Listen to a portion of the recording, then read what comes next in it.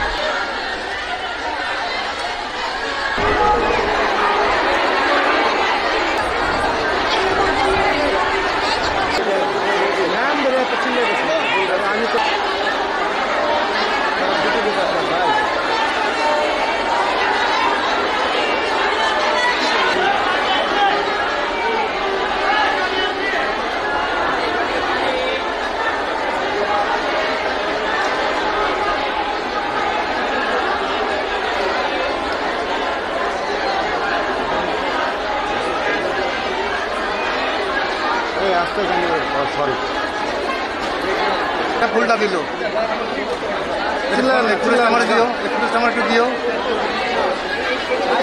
শহীদ president Zia Rahman Bir Uttom, বহুদলীয় গণতন্ত্রের প্রবক্তা এবং আধুনিক বাংলাদেশের রূপকার যথার্থই উপলব্ধি করেছিলেন যে বাংলাদেশের উন্নয়নের জন্য নারী সমাজকে যদি এগিয়ে নিয়ে না যায় তাহলে বাংলাদেশের উন্নয়ন কখনোই সম্ভব হবে না।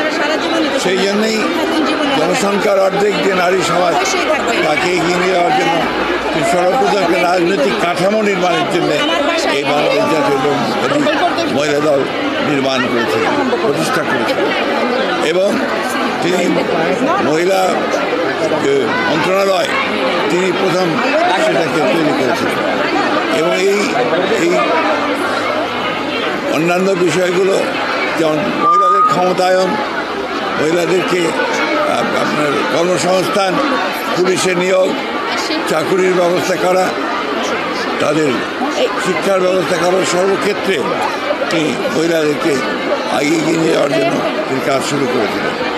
অন্যদিকে পরবর্তীকালে দেশনেত্রী বেগম খালেদা জিয়া মেয়েদের লেখাপড়ার জন্য ক্লাস 12 পর্যন্ত অবৈতনিক শিক্ষা ব্যবস্থা চালু করে তিনি একটা যুগান্তকারী পদক্ষেপ নিয়েছিলেন।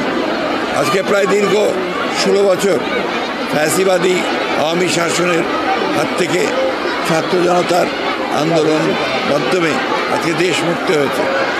এই বিপ্লবে, এই আন্দোলনে, এই সংগ্রামে দেশের অসংখ্য মানুষ, ছাত্র জনতা, এমনকি মহিলারা পর্যন্ত প্রাণ দিয়েছেন, শিশুরা প্রাণ দিয়েছেন। আমরা মহিলাদের যে অবদান এই গণতন্ত্রের পুনরুদ্ধারের সংগ্রামে, সেটাকে আমরা কখনোই অস্বীকার করতে পারব না। আজকে বাংলাদেশ জাতীয় মহিলা দল তাদের প্রতিষ্ঠা বার্ষিকীতে এই শপথ নিয়েছে যে যে স্বাধীনতা আজকে অর্জন করা হয়েছে, সেই স্বাধীনতাকে সুসংহত করবার জন্যে, গণতন্ত্রকে পুনরুদ্ধার করবার জন্যে এবং দেশে আইনের শাসন, জনগণের শাসন প্রতিষ্ঠা করবার জন্য তাদের সংগ্রামকে অব্যাহত রাখবে। এবং আমরা বিশ্বাস করেন দেশে খুব শিগগিরই আজকের যে অন্তর্বর্তীকালীন সরকার প্রতিষ্ঠিত হয়েছে, তারা জনগণের রায়ের উপরে, মতামতের উপরে নিদর্শন করে তারা যত দ্রুত সম্ভব সংস্কারগুলোকে সম্পন্ন করে তারা দেশে নির্বাচনের মাধ্যমে জনগণের ক্ষমতা জনগণের হাতে তুলে দেওয়ার ব্যবস্থা করবে। আপনারা জানেন, আমরা বারবার করেই দুবার দেখা করেছি আমরা আপনার এই অন্তর্বর্তীকালীন সরকারের প্রধান এবং তাদের সদস্যদের সঙ্গে।